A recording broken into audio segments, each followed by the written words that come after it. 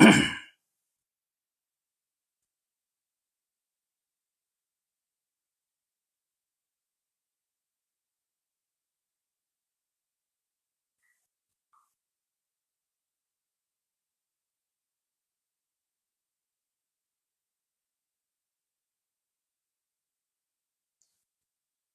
าชมครับ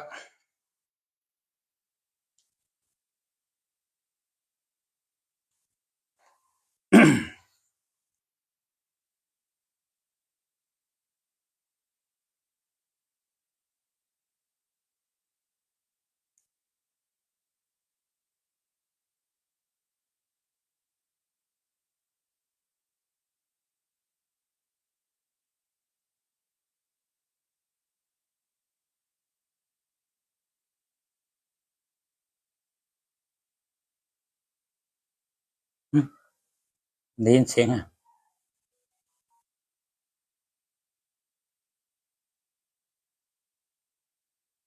ฮัลโหลฮัลโหลฮัลโหลฮัลโหลที่นั่นน่ะ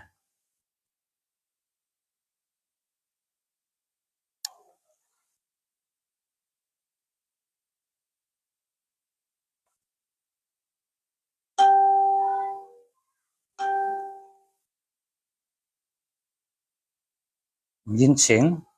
วิน่ะได้ยินเสียงอ่ะที่นั่นมั้ง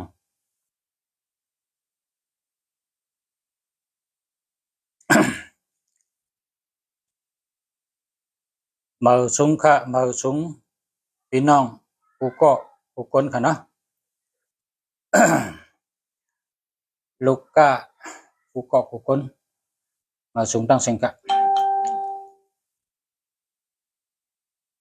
เมื่อไหร่ก็เดี๋ยวลองตัวนับอันชื่อเสียงหลังเลยเปิ้นอันมีก้นเกียกนำเลยเปิ้นอันมีก้นคลายนำเลยเปิ้นอันมีก้นหานำเลยเปิ้นแล้วก็มีแหงก็แค่เป็นกันนะแข้งเขาก็ซ้ำเหมือนกันนะจำเป็นกัน เมื่อปีกายก็ยำลาดจะเมื่อปีอ้อนก็ยำลาดจะปีลุงเสียลาดซ้ำๆลาดซ้ำๆเนี่ยเพราะว่าหลูไรลาดซ้ำๆเพราะเขาเป็นครูสอนเพราะเขาสอนก้นให้เปิ้นฮู้ให้เปิ้นป่องเจอเนี่ยหลูไรไว้เจอเย็นเจอยาวเจอกวางหลูไรสอน หลูไรสอนซ้ำๆหลูไรลาดซ้ำๆเพราะฉะนั้นจ่องไปติดต้องเปิ้นว่าถ่อมน้ำเต็มน้ำวาน้ำด้วยน้ำสั่งติดต้องนะครับในก็หนังฮือและพี่น้องเขาปฏิต้องก็ลัดซ้ำๆลัดซ้ำๆ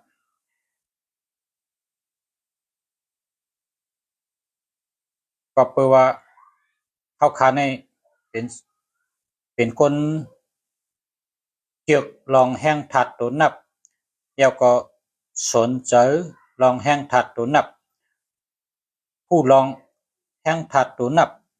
และเอามาต่อแต่ไข่เนให้พี่น้องเขาได้ฮู้ตีป่องมันเหเอากับเจ้าตื้อ พรดีมันเป็นสัตเท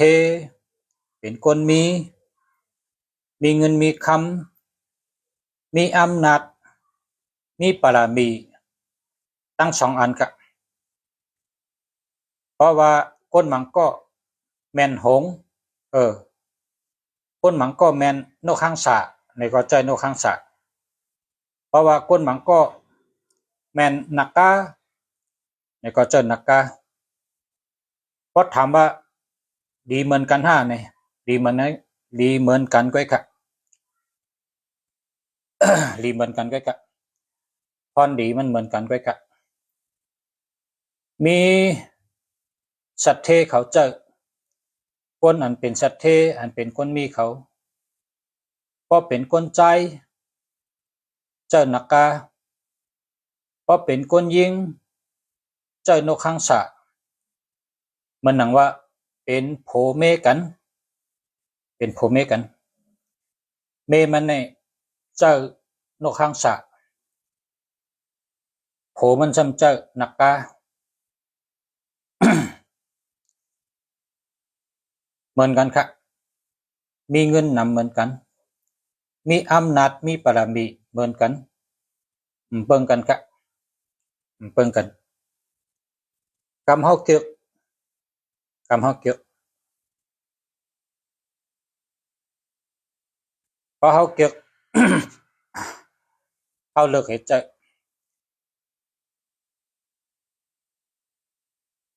อยู่ดีกินหวานหลอดเพมีอำนาจมีบารมีมีเงินมีคำ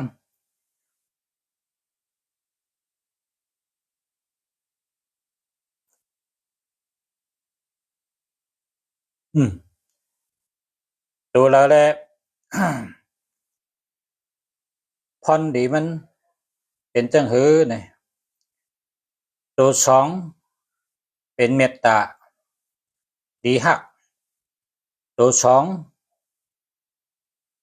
เป็นนางยิงก็เพราะฉะนั้นแหละดีฮัก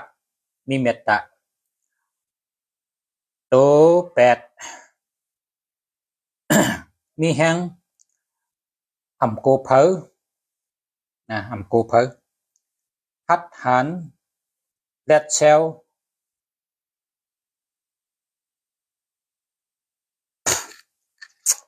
เจอถึงนะเฮ็ดทางก็เจอถึงตัวเก่าในมี3มิวแห่งมันตัวเก่าในป้องก็จับใส่ตัวแล้วนี่เป็น3เล่งพอนดีมันโตขึ้นมาทาง3เล่งพอนดีมันโตขึ้นมาทาง3ปุ้นเพราะว่าตัวเก่าตั้งตัว8จับกันเพราะไหนก็บอกว่ามีเงินนำมีบารมีมีอำนาจใหญ่หลง อันไหนเปิดห้องว่านกหางสา289กับในซ้ำ789ในซ้ำตัว7ในของว่าใกล้ตัว7ในของว่าใกล้ก็ตัว7ในเราได้มีตัวเร็วแค่นะตัว7ในเรามีตัวเร็วแค่ตัว7ในก็มีน้ำในขึ้นอ่ะก็ปนาตัว7ในให้มีตัวเร็วแค่7ในของว่าใกล้เดี๋ยวก็วนน้ำนะวนน้ำกับในมันเหมือนหือในตัว7ในมันเหมือนหนังซึกนะเหมือนหนังก้นซึกในไลเลียนก้นซึกในไลเลียนก็เป็นตัว7ในเป็นก้นซึกก็เป็นตัว8ในซ้ำมันหนังขุนซึกมันหนังโหซึกไล่ขี่รถขี่กาไล่ขี่ม้าอันนี้ตัว8ก็ในตัวเก่าในซ้ำเหมือนหือในตัวเก่าในซ้ำเหมือนหนังเจ้ามุนใหญ่ขุนหอคำตัวเก่าในซ้ำเหมือนหนังเจ้ามุนใหญ่ขุนหอคำตัว7เป็นก้นซึกอันไปดินแลนตัว8เป็นคนซึกเป็นโปซึกเป็นเจ้าหันเจ้าซึกไล่ขี่ม้าตัวเก่าเป็นคนหอคำอยู่ดีวางหอคำให้แหละปกป้องวางแผนอันในห้องว่า789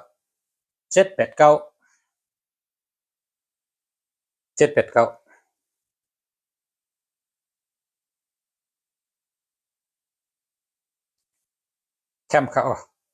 168แคมเขา1เนี่ยเป็นที่1ครับ1เนี่ยเป็นตาวัน6ง่ายกูมิวเป็นเงินครับใน8ของบาทตังหมากมีเช่นตังหมากมีเงินแคมเขาเมื่อในมาลัดในลองแห้งถัดตัวนับอันแคมอันดีมีคนตั้งนำเขาเลยมีคนตั้งนำเขาเจ้ามีคนตั้งนำเขาเป็นเจ้าของ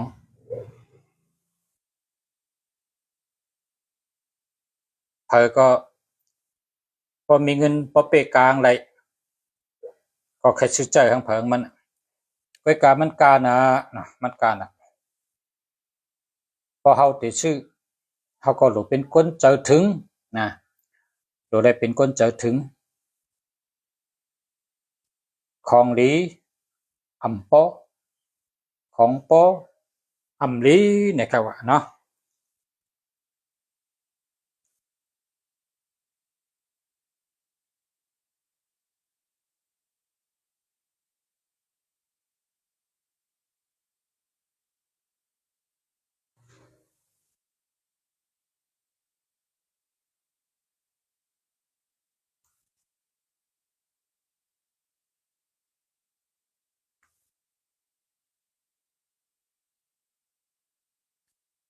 ก้อยกา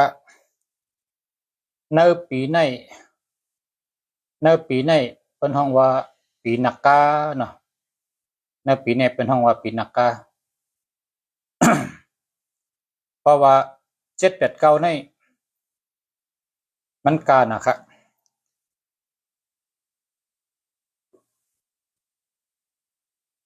พอหมังก็มีเงินนำก็เปกลางก็ซื้อเจอหมังก็เจอมีเงินนำก็เปกลางก็ซื้อเจออะไรอยู่คำพองจำใครมีเงินนำจำไปเปกลางไปซื้อเจออะไรคุณตาพี่น้องเจอนั่นได้ขาดรัดเนตัวอันติอันไปกะตัวเดียวเนี่ยตัวติมไปกะมีเงินนำมีเงินไงได้เงินดีอันเจ้าเนี่ยไปกะค่ะไปกะชื่ออะไรกูก็คันเนี่ยเจ้าเนี่ยอันขาดรัดกับตั้งนานเนี่ยไปกะใหญ่กะไปกะใหญ่อันที่ตึกชื่ออะไรกูก็นะมีตัวนับ636 635 365 653 782เจนเนี่ยได้เงินดีแกอำไปกะค่ะตัวเดียวเนี่ยไปกะ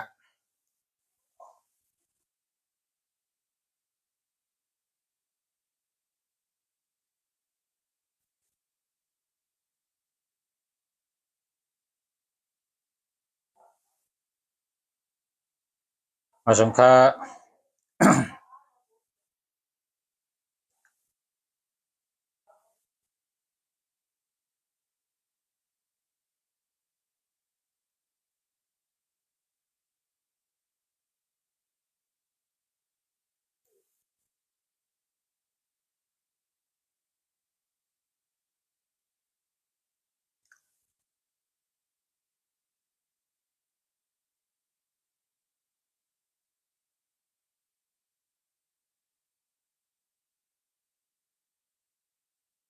065 282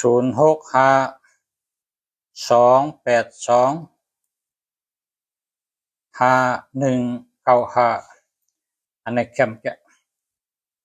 แคมดีก็ดี65เป็นชัดเทนะ65เนี่ย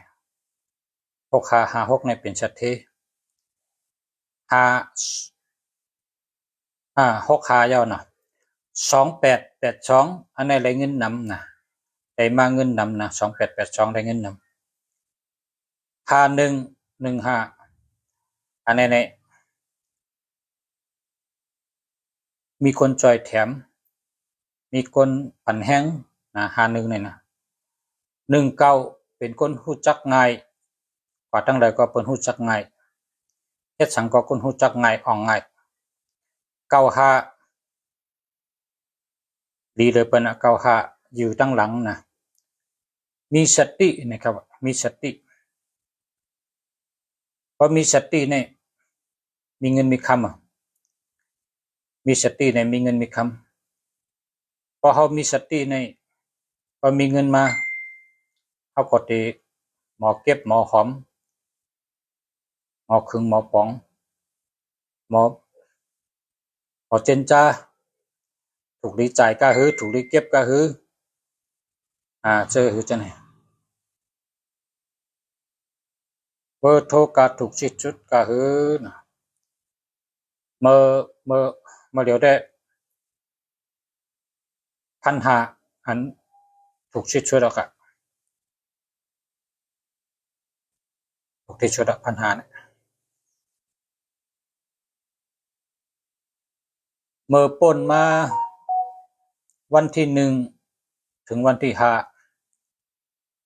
ขาย1อัน 1,000 ครับขาย1อัน 1,000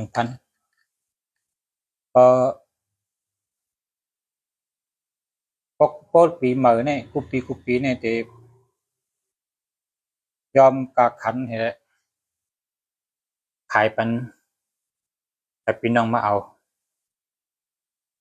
พี่น้องมาเอานำคำพ้องในเขาเปิดถึงปีใหม่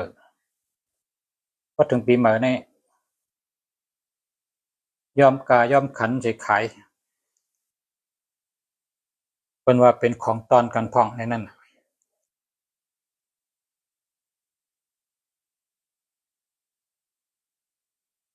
0946395689อันนี้ดีเต๊ะๆค่ะนะ8998มีอำนาจ68นะหาเงินจะ566ค่ะเป็นสัตเท9559นี่เป็นคนใจดีมีสติปัญญา3993เฮ็ดสังก็เปเปิ้น6336ตั้งหักหลีเงินดีรับหลีเมตตาหลี4664พออยู่ซ้ำก็เกี่ยวใจเชื่อใจ9449เป็นคนออกออหลีเป็นคนออกออหลี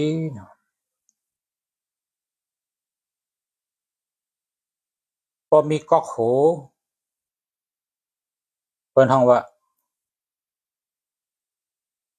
ก๊อกโหหมอว่นพอมีออกหอเปิ้นว่าออกหอแลด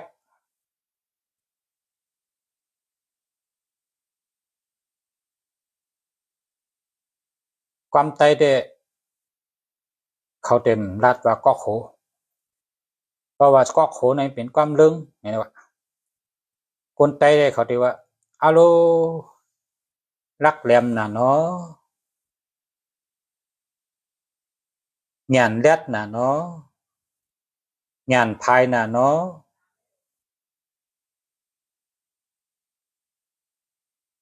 ไหวพริบดีน่ะเนาะแน่พี่น้องใต้เขาวางกันเพราะว่าเมื่อก็โหแลดน่ะในจะลำหังกันวะเนี่ยเพราะว่าเมื่อได้เป็นคนออกออลีเนี่ยจะลำนะวะเนี่ยออกออลีก็จะลำกันวะคำพ้องหูกำใต้ดีเลยก็ขึ้นปังกุมก็ขึ้นปังกุมคนลงใต้จะว่าเมื่อป่นมาในป่นกว่าจะเฮ็ดโวเหยียบหายใกล้เหยียบเนียนแปดเชลาเนี่ยเฮ็ดโวเหยียบหายใกล้เหยียบเนียนลืมแปดเทอย่าไปตกลองตั้งอันป่นมาเยอะอันที่ป่นมานั่นอย่าไปตกคือมันอย่าไปลัดคือมันเยอะเฮ็ดโวเหยียบหายใกล้เหยียบเนียนให้ฮัลโหลเฮ็ดเมื่อเร็วในครึ่งปองให้เข้มๆแต่วันมื้อหน้าเดี๋ยวเลยเข้มคนลงใต้รัดจังได๋ล่ะทำบ่ ำพองเนี่ยป่องเจอนะมันหมอกำใต้ดีเด้อมันว่าก็ขึ้นบางกลุ่มก็รัดว่าโวปากไกวเห็นว่าห้ามพูดที่ปองมันเนี่ยว่าปาโวปากไกวเห็นว่าก็ติเป็นว่าเฮ็ดโวเหยียบหายใกล้เหยียบแน่นนี่เนาะนี่หมดทอมนั่นน่ะจะทำกันวะเนี่ยขิงรู้มากินข้าวกับกินน้องช่องกันนั่งสูชิเล็กหนุ่มข้างก๋วยตีให้มันเรียกว่ามันเป็นว่าเป็นว่าเป็นใกล้นั่นเกี่ยวเนี่ย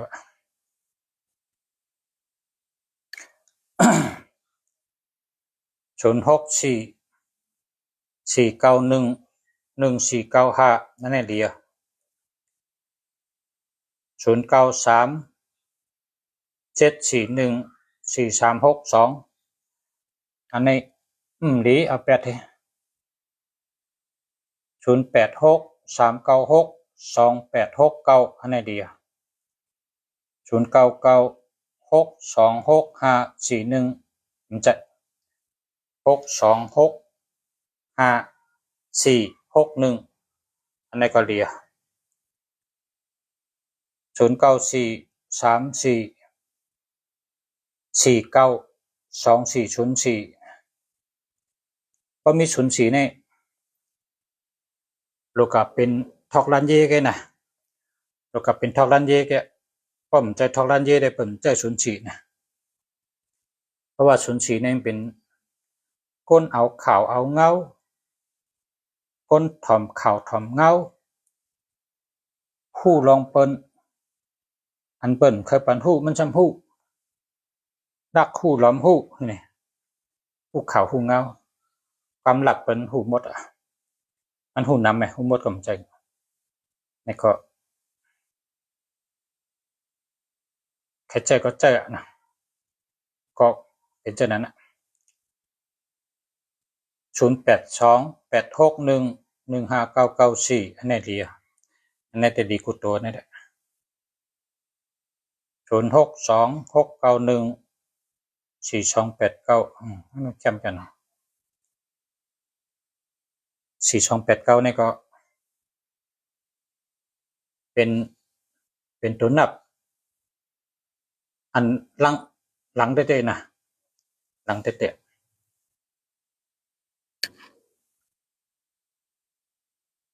4224นี่ตั้งหักดีเงินดี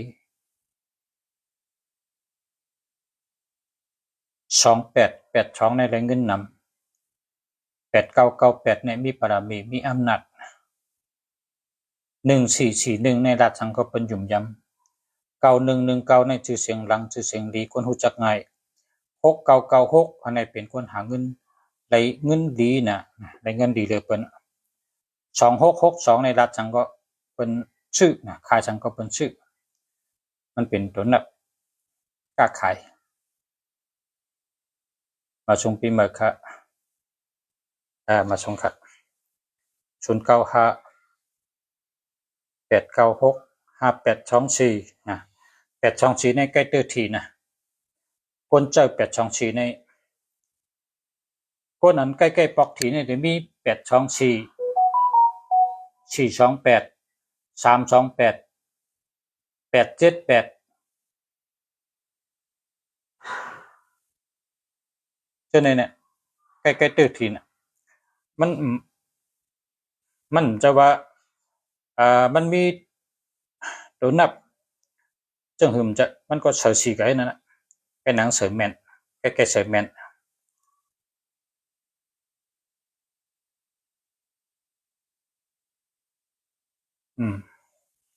0942642245อันนี้เจอแล้วครับ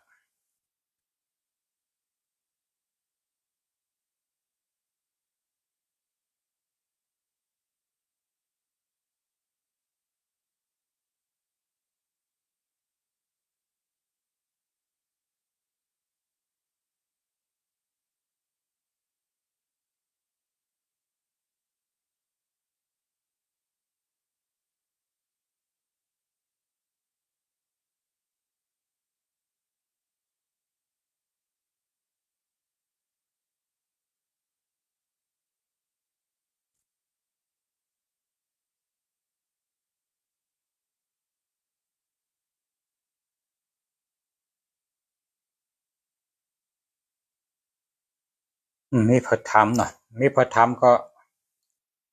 ไปไว้พระเห็นนอนแล้ว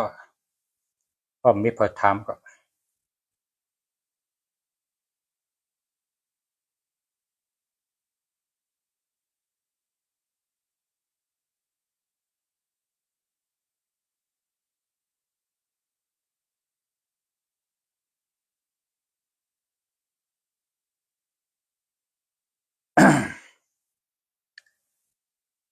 0831172959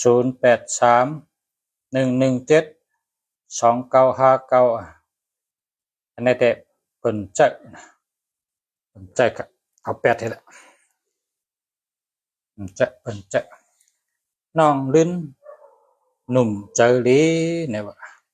อันนี้มันดีเจอนะเจอมันได้ครับมองไปข้างหน้าอันนี้ก็มันดีก็เอา8ให้นะ0629267995มันดีครับเอา8ให้นะ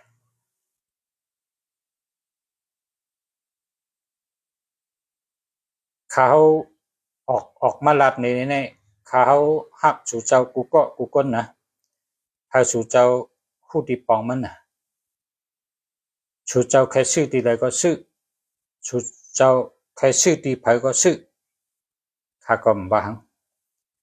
ไปก็ให้สู่เจ้าซื้อเนี่ยอันดีมันให้สู่เจ้าเจออันดีมันนะก็แปลว่ามันลำลองรู้นับในมันลำลองนะ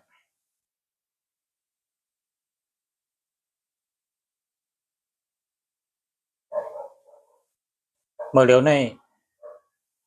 กวนนั้นเจอมา9ปี10ปีกวนนั้นเจอมา5-6ปีจังได๋เพิ่นออกมาเฮ็ดฉลาดลาดลองหมายพงนี่นำเต้นนำว่าสู่เจ้าเข้าก็ได้ใน TikTok ล่ะ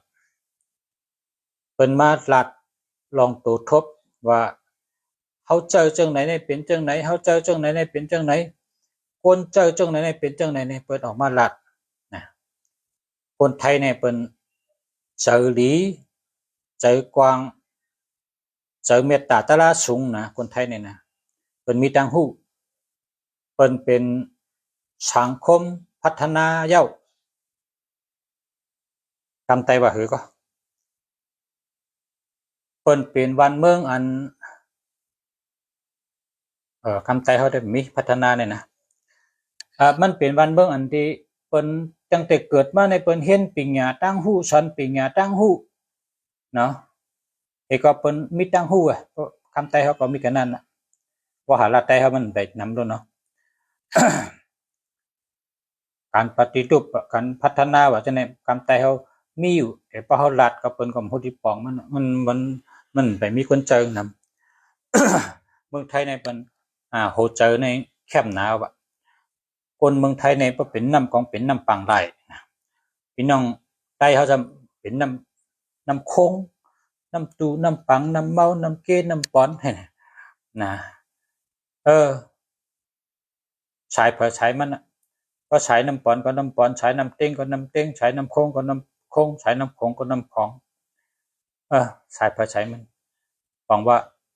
ทำเนียมเผอทำเนียมมันพิงเงเผอพิงเงมัน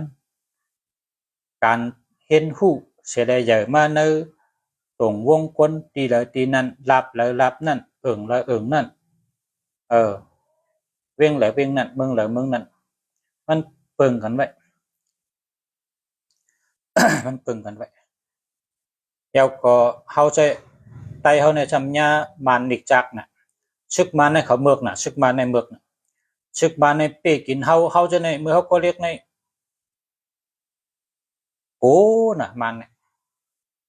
ในเป้กินคนเมืองผู้เจ้าเครือเป้กินเปิ้นน่ะเข้าวันเปิ้นก็ยื้อกองเอาไผเผาเฮินเปิ้นหันวัวไก่เปิ้นก็ยื้อกินบ่เขาเมือกน่ะมันนั่นน่ะเพราะฉะนั้นแหละคนเฮาเนี่ยปิญญาเนี่ยมันได้สอนเต้ๆว่าจังว่าเป็นมาจังไหนก็ในเมืองไทยในแห่งอะไรเปิ้นได้สอนปิญญาเนี่ยเปิ้นเป้กินกันน่ะคนซึกได้มีนำหน้าคนซึกเปิ้นเป้กินคนเมืองคนซึกของขี้กากะหังก้อยมันหลกอะไรก็มันเอาไผจุดบ้านคนเมือง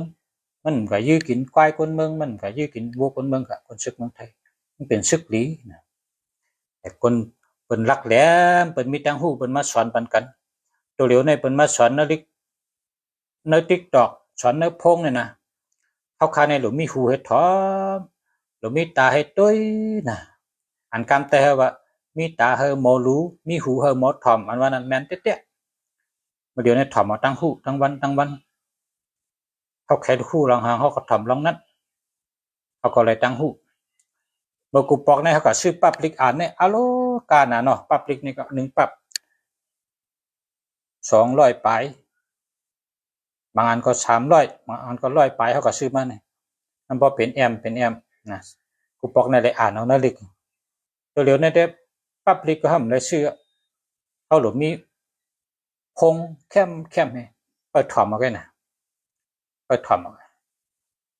เพิ่นมาสอนกันว่าเขาเพิ่นมาสอนปันเฮาน่ะเพิ่นมาสอนปันเฮาให้เฮาในไหลตั้งหู้ให้เฮามีตั้งหู้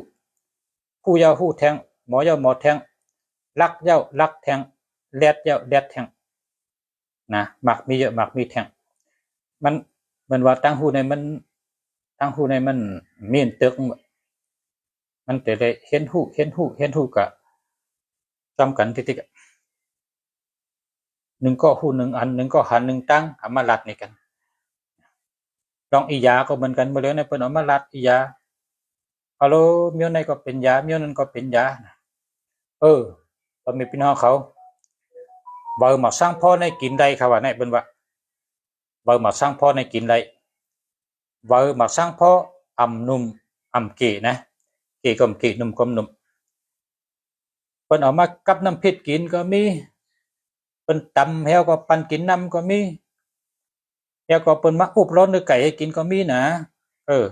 แค่สั่งได้เปิ้นกินแค่นั้นเนี่ยมันเป็นอียาดีครับก็เป็นเจ็บในตัวในคิงเนี่ยเจ็บในต้องในไส้เฮาเนี่ยเป็นเจ็บเป็นเย็นเนี่ยมันหายหมดครับในก็สุเจ้าลาดกันแล้วก็กินกันนะเฮาเฮากิน1วัน2ปอกกลางเหนือเจ้ากอกนึงกลางค่ำกอกนึงก็นั่นน่ะเปิ้นกินน้ำเพราะว่าเฮาตำแล้วก็ปั่นเอาน้ำกินนะเอาว่าเขียวๆนั่นตำใส่ในโคกแล้วก็ขึ้นปั่นเอาน้ำเอาก็เอาแผ่นมาท้องเป็ดยื้อให้เอาแผ่นให้ท้องแคมๆให้กินเป็นยาดีครับว่านี่เพิ่นมาสั่งพ่อเนี่ยต้องเจ็บใช้เจ็บขี้ออกเลือดจังได๋เจ็บในตัวในคิงนั่นก็หายกุมเยอะเนี่ยว่าเป็นเจ็บเป็นเย็นหายเนี่ยว่าในก็บ่มาสั่งพ่อในมาเร็วใน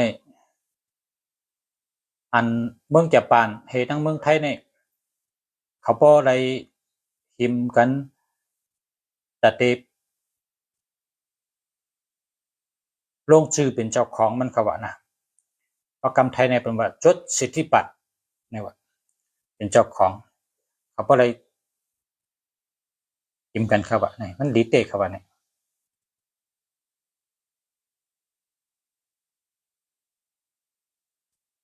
063 359 6866อันนี้ก็ดีคือ062 678 4256อันนี้เอา8เห็นนะมองเป้ออยู่หน้าอันนี้เอา8ให้อย่าไปเจอนะมันมี67เนี่ยเป็นเจอละครับ67และ76นี่เป็นเจอแล้วก็3773อันนี้ก็เป็นเจออะไรวิมันเป็นเพอันเบลจังตายย้อนมันน่ะว่าซื่อๆก็ตายหุงตายเฮตายห่านั่นน่ะเนาะได้ตายดีลีบ่ตายก็กึ่งกลางให้ได้เป็นให้ตายญาเพกึ่งกลางมิวนั่นน่ะที่เปิ้นว่าอย่าไปเจอในมี13 67 37เพราะว่า สองตัวนี้จับกันในเขาตึมใจค่ะ7 6ก็6 7ก็จับกันนะเหมือนกันนะอาจู37และ73เนี่ยมันเหมือนกันนะอาจูเอา73มากก็ได้เอา37มากก็ได้มันก็จับกันนะเหมือนกันนะอันเป็นโฮเหมือนกัน13แล้วก็31คำใจที่เมืองไทยนี่พอเป็นเฮ็ดขึ้นสูงนะ30จันแท่นั้นเนาะปุงจำเนาะอุปมาก็เฮ็ดเทิน30จันจัน1จัน2จัน3จัน4จัน5จัน6จัน7จัน8จัน9จัน10จัน11จัน12เนี่ยมันได้มีตัวนำขึ้นกว่ากับเนี่ยจัน12นะพอฮอดจัน12เอาเนี่ยมันมีทั้งน้ำปัดเนี่ยมีเขาได้ใช้จังหือค่ะเขาใช้ว่า40นะ40ทับเนี่ย40ทับ13เอา40นั้นมาไว้ตั้งนาง40กับในตั้งแต่นั้นก็ได้เป็น40ทับ14 40ทับ15 40ทับ16คือไงเขาใช้40เขาใช้ทับมันค่ะทับเนี่ยกำไตเขากำมาในเป็นว่ามินจองเนี่ยคิดที่นี่นั่นมินจองเนี่ยคิดที่นี่คิดมาที่นี่พอเป็นนกปิดเนี่ยจำคิดกันทั้งเนี่ยพอเป็นมินจองเราจำคิดมาทั้งเนี่ยนั่นน่ะคอมโดนน้ำปัดขึ้นคอมเอา13คอมเอาพอฮอต13เนี่ยเขาใช้ทับเนี่ยเพื่อนนั้นเขาอยู่ที่นี่ก็เจ้าของมันเป็นเจ้าของหมู่บ้านนะห้อง1ห้อง2ห้อง3ห้อง4ห้อง5ห้อง6ห้อง7ห้อง8ห้อง9ห้อง10ห้อง11ห้อง12ยาวค่ะพอห้อง12เอาก็กึดเพราะกาดแทงห้องเนี่ย13เนี่ยมันมีมันก็ใช้40ทับ13มันก็ใช้จังนั้นเนาะเป็นเอาหายไปเท่านั้นคนไทยเขาคนรักก็มีคนงือก็มีคนหู้ก็มี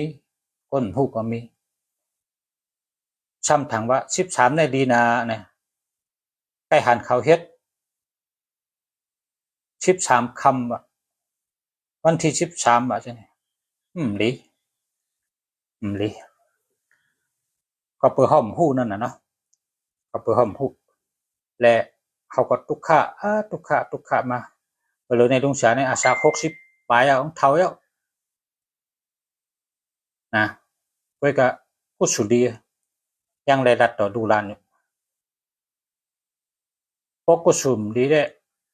มันได้รัดต่อพายายังกุสุดีอยู่กันนั้น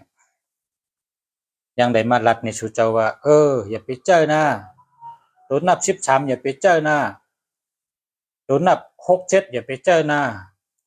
โดนนับ37อย่าไปเจอนะยังได้มารัดในสุเจ้าของว่าข้าเป็นคนกุสุดีข้าเป็นคนกุสุดีเลยเป็นก่อนหนึ่งคนเฮามีกุสุกุก็กุสุดีจังก็เป็นคนเฮามีออกกุก็โคนหนึ่งลูกก็มีออกนั่นนะเพื่อกะมันมีนำกัดกูก็กัดเผากัดมันหูเผาหูมันมีทั้งเผามันนะมังก็เขาจำวัชนาป้าก็รัดคาในการวัชนาป้าคารัดมาหึงไหน10 ปีไปเขาก็ได้ใน YouTube เลยเจ้าได้หันไว้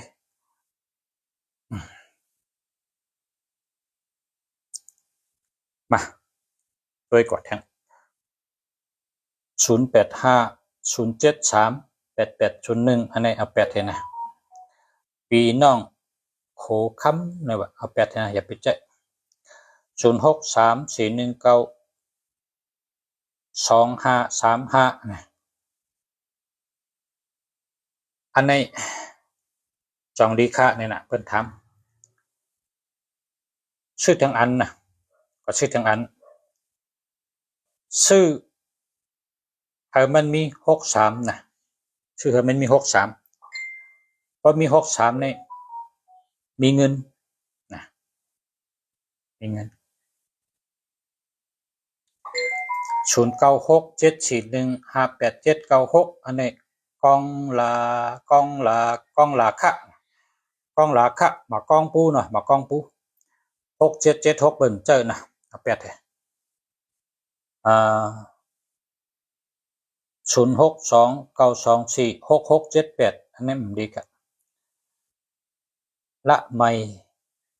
เพิ่นทุกคนลืมกันไปหมดแล้ว67เบิ่งใจค่ะเอาแปดเลยนะ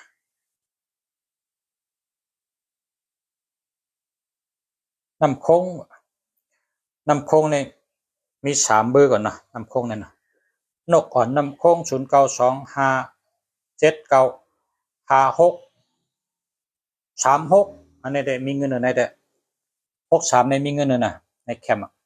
0925796298อันนี้ได้ลูกก็ย้อนดีแกนี่แหละลูกก็ย้อนดีแกเบอร์นี่แหละเบอร์ย้อนดีแกเป็นเบอร์คนให้0925795994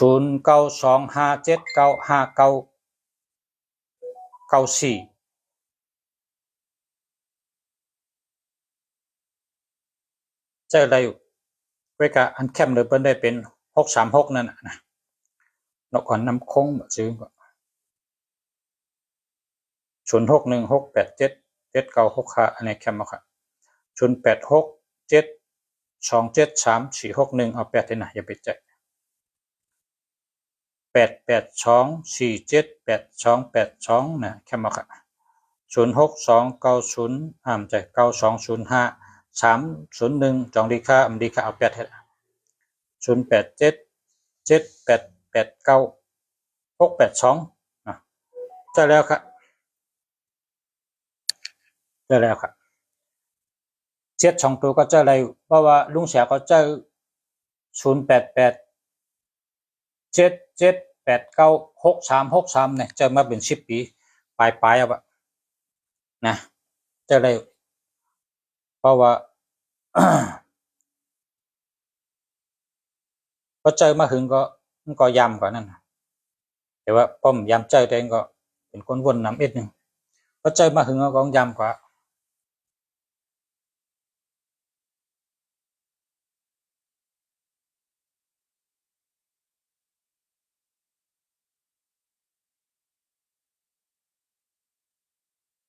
แล้วครับโอเคชมมาครับนั้นก็ขอบคุณนำมีทางกล้อง0816273461อันนั้นดีเอา8ให้นะเป็นใจค่ะจังเนี่ยมาซุ้งค่ะเต็ม1 ชั่วโมงครับขอบคุณกูเจ้านะที่มาเฮ็ดก็จะด้วยเปตังด้วยหมายพงค่ะเนาะยินดีนี่จอมค่ะขอบใจอย่านำค่ะมาชมค่ะ